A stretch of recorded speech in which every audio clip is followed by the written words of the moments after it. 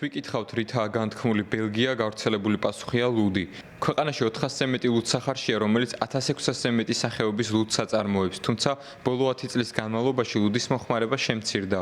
ბელგიის ლუდსახარშების ასოციაციის ყოველწლიური ანგარიშის თანახმად, 2024 წელს ლუდის მოხმარება კიდევ 2%-ით შემცირდა. ასოციაცია აცხადებს, რომ კლება მაღალი ფასების, შემცირებული კონკურენტუნარიანობის, ჩვევების, ცვლილებისა და გეოპოლიტიკური არასტაბილურობის შედეგია.